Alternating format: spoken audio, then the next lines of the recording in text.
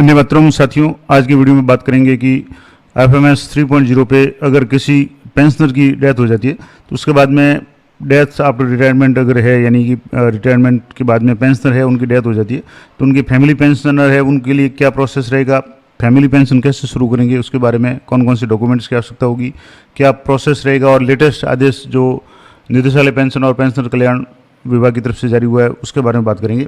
तो सबसे पहले तो मैं आपको आदेश बता दूं, उसके बाद मैं बताऊंगा कि आपको अगर आपके आसपास में कहीं भी कोई पेंशनर है जिनकी डेथ हो जाती है तो उनकी फैमिली पेंशन अगर शुरू करनी है तो फैमिली पेंशन के लिए क्या क्या प्रोसेस रहेगा, संपूर्ण पूरी डिटेल्स में आपको बताऊँगा। तो आदेश की बात करें तो विषय एफएमएस IFPMS 2.0 जो पहले होता था पर जारी पेंशन अधिकृतियों के डेथ आफ्टर रिटायरमेंट प्रकरण में, यानी ऐसे प्रकरण जिसमें डेथ आफ्टर रिटायरमेंट नहीं, कोई कर्मचारी रिटायर्ड हो गया, पेंशनर है, उनकी अगर डेथ हो जाती है तो ऐसी स्थिति में अब उनके आगे का जो फैमिली पेंशन का प्रकरण है वो अब एफएमएस 3.0 पे निस्तारित होगा, यानी उसकी सारी प्रक्रिया है वो एफएमएस 3.0 से होगी। पहले ऑफलाइन होता था लेकिन अब ऑफलाइन नहीं होगा, ऑनलाइन होगा और एफएमएस 3.0 पे होगा। अब इसमें क्या है तो उपयुक्त विषय अंतर्गत लेख है कि ऐसे पेंशनर जिनकी पेंशन अधिकृति यानी जिनकी पेंशन है वो FPMS 2.0 पे जारी की गई थी, यानी कुछ समय पहले रिटायर्ड हुए थे, जब एफएमएस 3.0 शुरू नहीं हुआ था, 2 साल 3 साल पहले अगर रिटायर्ड हो चुके हैं और उनकी अगर मृत्यु हो जाती है तो ऐसी स्थिति में पारिवारिक पेंशनर यानी फैमिली पेंशनर है उनके लिए एफएमएस 3.0 पे आवेदन करने पर पेंशन प्रकरण है विभाग के क्षेत्रीय कार्यालयों में प्राप्त हो रहे हैं और नवीन पारिवारिक पेंशन अधिकृति जारी की जा रही है, यानी जो पेंशन का फैमिली पेंशन है वो जारी की जा रही है। अब इसके लिए कौन कौन से डॉक्यूमेंट्स अपलोड किए जाने जरूरी है और फॉर्मेट कौन कौन से होंगे मैं आपको पूरा डिटेल में बता दूंगा।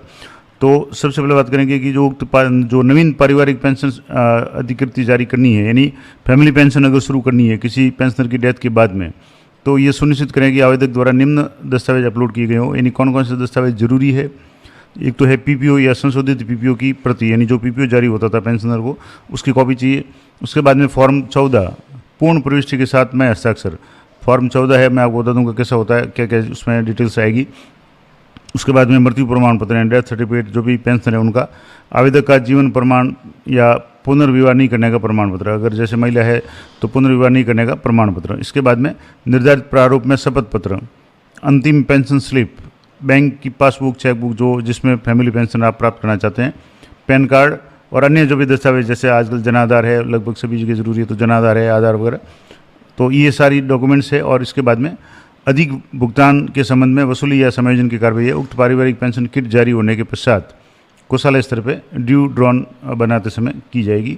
यानी मान लो जैसे कोई पेंशनर है उनकी डेथ हो गई, जैसे मान लो 20 तारीख को डेथ हो गई और पेंशन कार्यालय को अपडेट नहीं किया या उनको जानकारी नहीं दी और उन्होंने पूरे महीने की पेंशन बढ़ा दी, उसके बाद में आपने सूचित किया उनकी डेथ के बारे में, तो जो 10 दिन की पेंशन उनको एक्स्ट्रा मिल गई वो जब पारिवारिक पेंशन का किट जारी होगा उसके बाद में जब उनको पारिवारिक फैमिली पेंशन मिलेगी उस पेंशन में से उस एक्स्ट्रा राशि को है वो एडजस्ट कर लिया जाएगा, समायोजन हो जाएगा।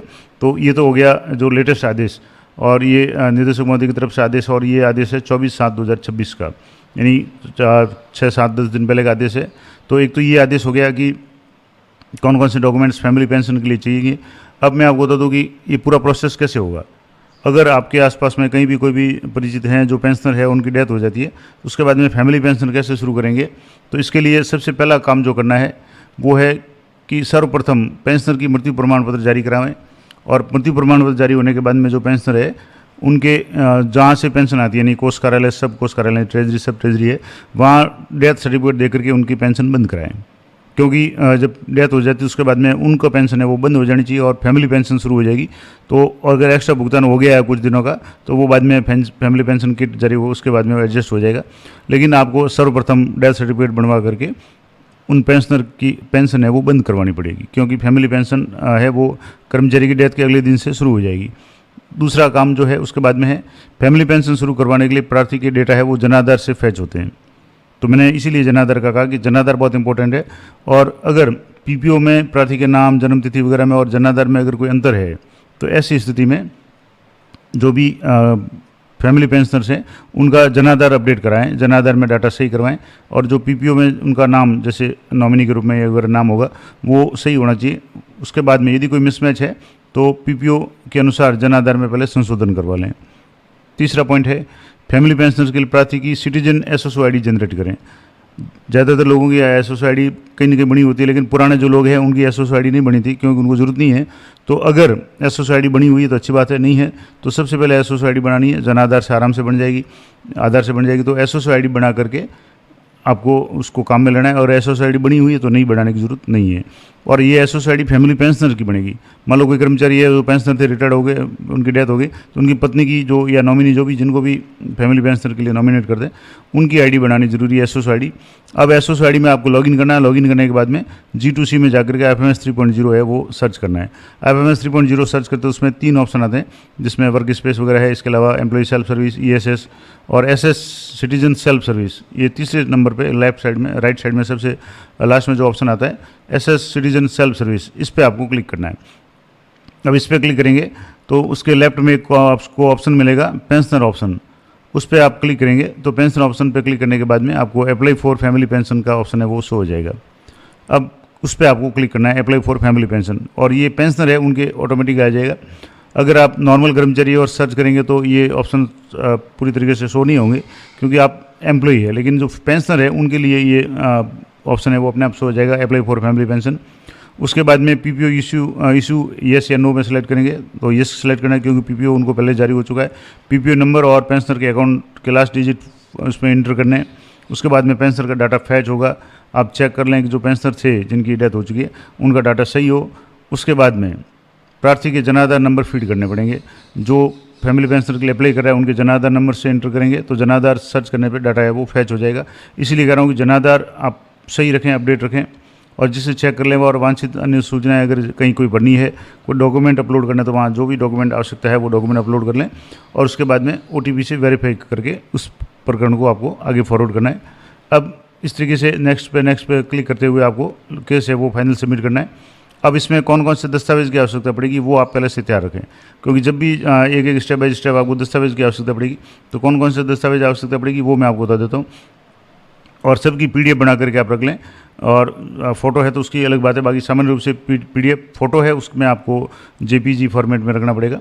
अब उनको जहाँ जहाँ लगाना है वहाँ आपको अपलोड करना है। तो सबसे पहले तो पेंशनर का मूल PPO और अगर संशोधित PPO है तो उसकी कॉपी है, उसकी PDF आप तैयार रखें। प्रार्थी का सिंगल फ़ोटो यानी जो फैमिली पेंशनर है उनका JPG फॉर्मेट में फ़ोटो चाहिएगा। पेंशनर का मृत्यु प्रमाण पत्र है। इसके बाद में फॉर्म नंबर 14 और 14क, ये दोनों फॉर्म क्या है ये भी मैं आपको भी बता दूंगा क्या क्या डिटेल्स होगी, और फॉर्म आपको ऑनलाइन मिल जाएंगे कहीं भी आप सर्च करेंगे तो 14 और 14क। अब इसमें इसके बाद में निर्धारित शपथ पत्र जो 50 रुपये के स्टाम्प पे नोटरी से प्रमाणित करवा करके करना पड़ेगा। उसके बाद में प्रार्थी का जीवित प्रमाण पत्र या पुनर्विवाह नहीं करने का जो भी प्रमाण पत्र है ये है। इसके अलावा फैमिली पेंशनर के लिए प्रार्थी जो भी है दावेदार है उनकी जनाधार कार्ड, आधार कार्ड, पैन कार्ड, बैंक की पासबुक या कैंसिल चेक जिसमें फैमिली पेंशन आप प्राप्त करना चाहते हैं, और अंतिम पे स्लिप, ये सारी चीज़ें डॉक्यूमेंट्स आपको PDF बना करके रखनी है। केस फाइनल सबमिट करने के बाद में स्टेटस पे जब भी आप क्लिक करेंगे तो आपकी स्टेटस पता चल जाएगा कि स्टेटस अप्रूव हो गया है तो फैमिली पेंशन किट जारी हो जाएगा। अगर कोई ऑब्जेक्शन है तो आप देख लें, उस ऑब्जेक्शन को आपको रिमूव करना है। और स्टेटस ऑप्शन वहीं आता है जहाँ से आपने पेंशन जो केस है वो ऑनलाइन सबमिट किया था, यानी जो प्रार्थी है या जो फैमिली पेंशन है उनकी SOS ID पे ही आपको ये स्टेटस मिलेगा, तो वहाँ चेक करना है। और जब केस फाइनल हो जाएगा वहाँ से पेंशन कार्यालय से अप्रूव हो जाएगा। उसके बाद में FMS 3.0 पे उपलब्ध पेंशन किट ऑप्शन है, उसमें आपका फैमिली पेंशन का PPO है वो डाउनलोड कर सकते हैं। फैमिली पेंशन का PPO जब जारी हो जाएगा तो आपकी पेंशन है वो शुरू हो जाएगी। अब मान लो जो अधिक पेंशन किसी पेंशनर को भुगतान की गई थी डेथ होने के बाद में, तो उसकी वसूली अगर बनती है तो पेंशन किट जारी होने के बाद में संबंधित जो भी जिला ट्रेजरी है उसकी वसूली, यानी आपको जो भी बकाया उस महीने की पेंशन मिलेगी उसमें एडजस्ट होकर के आपको जो भी फैमिली पेंशन है वो शुरू हो जाएगी। तो ये तो पूरे डॉक्यूमेंट्स और प्रोसेस हो गई। अब जो 2 फॉर्म का मैंने कहा था कि फॉर्म नंबर 14 और फॉर्म नंबर 14क ये क्या होते हैं, तो एक तो बात करेंगे ये फॉर्म नंबर 14 और 14क। तो ये फॉर्म नंबर 14 है, नियम 77(3) और 81(2) देखें। अब इसमें है सरकारी कार्मिक पेंशन भोगी, पारिवारिक पेंशन भोगी मृत्यु पर पारिवारिक पेंशन है तो आवेदन, यानी मान लो सरकारी कर्मचारी पेंशनर है उनकी डेथ हो जाती है तो पारिवारिक पेंशन फैमिली पेंशन के लिए कैसे करना है, या सरकारी कर्मचारी सीधे जिनकी डेथ हो जाती है, कर्मचारी की रिटायर्ड होने से पहले डेथ हो जाती है तो भी फैमिली पेंशन होगी। और कोई कर्मचारी अगर मान लो पेंशनर है और उनकी डेथ होती है तो भी ये फॉर्म जरूरत पड़ेगा। तो इसमें जो जो एंट्रीज वो आपको पढ़नी है। सरकारी कर्मचारी का नाम, उससे संबंध में पारिवारिक पेंशन का दावा किया जा रहा है जिसके संबंध में उस कर्मचारी का नाम जिनकी डेथ हो चुकी है। उसके बाद में कार्यालय विभाग जहाँ अंत में काम किया, सरकारी कर्मचारी की सेवानिवृत्ति की तिथि, सरकारी कर्मचारी की या पेंशन भोगी थे उनकी डेथ की तिथि, मृत्यु की तिथि। उसके बाद में उनका पीपीओ नंबर, दावेदार जो अप्लाई कर रहे हैं उनकी नाम, जन्म तिथि, मृत कर्मचारी से क्या उनका संबंध है, आवासीय पता, अगर दावेदार नाबालिग है या मानसिक विभिन्नता वगैरह से पीड़ित है तो उनके संबंध में उसकी डिटेल्स आपको पढ़नी है। उसके बाद में मृत कर्मचारी या पेंशन भोगी, जीवित, विधवा, विधुर, बच्चे, आश्रित माता पिता, विकलांग भाई, उन सब का विवरण है फॉर्म 3 में। उसके बाद में बैंक की शाखा का नाम और नाम, बीएसआर कोड वगैरह जो भी जिसमें फैमिली पेंशन की आवश्यकता होगी या जमा की जानी है, और पेंशन के अन्य कोई स्रोत है राज्य सरकार या केंद्र सरकार उपक्रम वगैरह है तो वो भी आपको मेंशन करना है।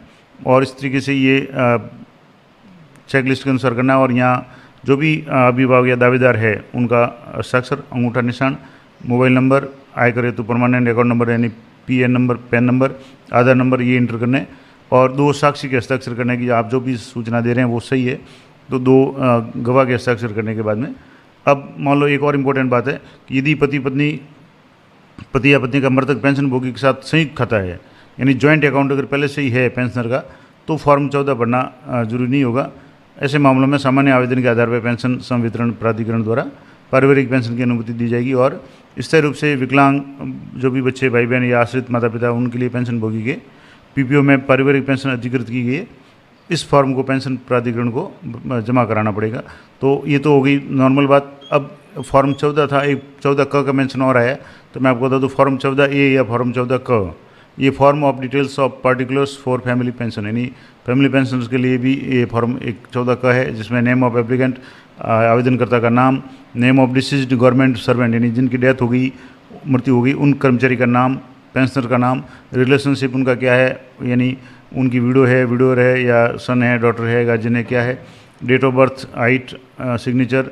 उसके बाद में लेफ्ट थंब फिंगर है, राइट थंब मिडिल फिंगर वगैरह जो भी है यानी 5 उंगलियों के निशान है, परमानेंट आइडेंटिफिकेशन मार्क्स है, प्रेजेंट एड्रेस है, और नेम ऑफ ट्रेजरी और या branch of the public sector bank जहां आपको पेंशन ड्रॉ करनी है, और अटेस्टेड फोटोग्राफ है। और इसके बाद में साइन ऑफ एप्लीकेंट और सिग्नेचर के बाद में लिस्ट ऑफ इंक्लूजर यानी क्या क्या उसमें लगाना है आपको। तो 3 स्पेसिमेन सिग्नेचर, एक कागज़ पे साइन है, अंगूठा निशान है, अंगुलियों के सारे निशान हैं।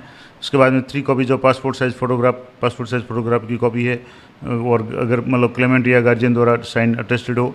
3 copies of descriptive roll of claimant of guardian यानी उनका 3 कॉपी उसकी भी देनी है। डिस्क्रिप्टिव रोल ऑफ क्लेमेंट यानी जो आवेदक करता है उनके संबंध में उनके indicating height and personal marks, जो भी पर्सनल कोई मार्क वगैरह है उनकी डिटेल्स देनी है।